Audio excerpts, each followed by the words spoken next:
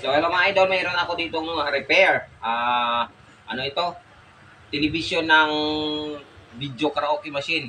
So dinala ni customer dahil daw sa yung picture nito parang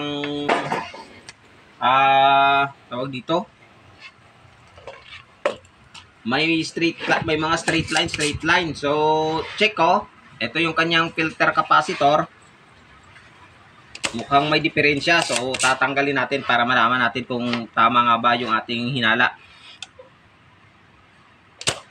Yan. So tester natin sa ating multi-tester.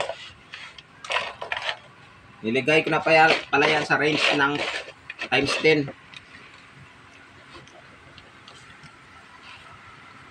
Discharge muna natin yung capacitor para safe. Yan. So ganito, tester natin kung okay ba o hindi. Ayan o. Hindi gumagalaw yung kanyang terminal. Ayan o. O. Yan. So tamang hinala ko na ito talaga yung sira.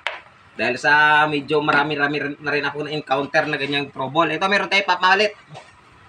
Pinull out ko lang to sa board ng television rin. Yan, 400 volts. So tingnan nyo yung pagkaiba ng puro luma. Puro luma.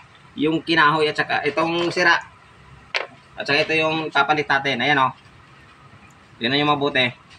O ayan o. Gumalaw yung ating test probe. Ayan o. Kita nyo pumitik yung test probe natin. Ilagay natin sa highest range para malaki-laki yung galaw.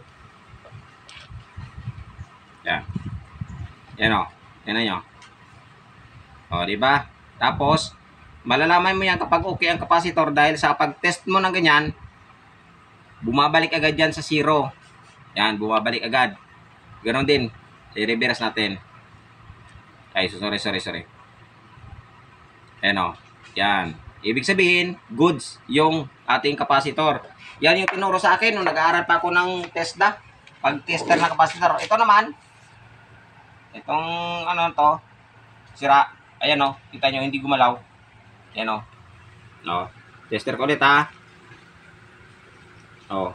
Gagalaw siya pero hindi bumabalik. Ayan o. Ayan o. Konti lang ang galaw niya. Iwan ko kung visible sa tester.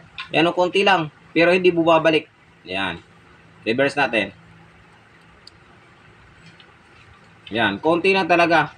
So, lakihan natin ng ano. Ayan. Lagyan natin dyan. Ayan o.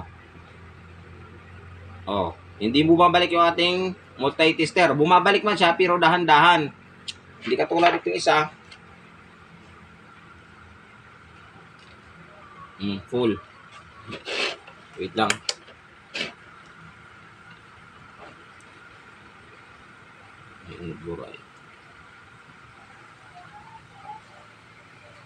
O yan o. Mabilis yung pagbalik niya. Yan. Di tulad nito. Mabagal. Yan o. O hindi na nga bumabalik. O. Yan. So ibig sabihin sira ito. So ngayon, ito yung papalit natin para masolusyonan na yung sira ng television ni customer.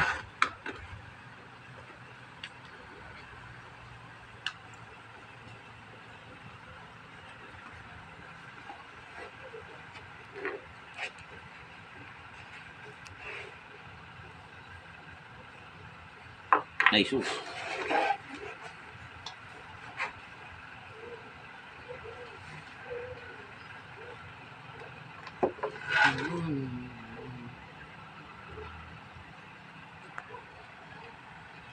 Dapat pag ganito mga kapasitor mga idol, pag nagkabit kayo mayroon po polarity ha.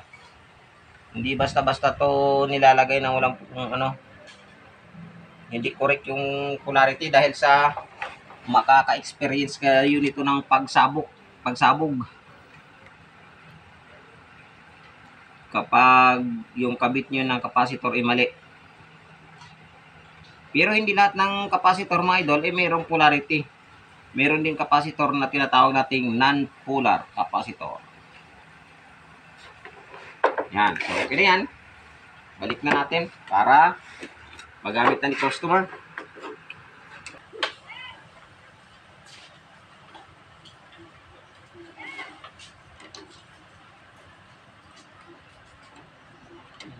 Ano na mo sila gisabuyan? Generators out of gas. Magkano na pa ng roof ko?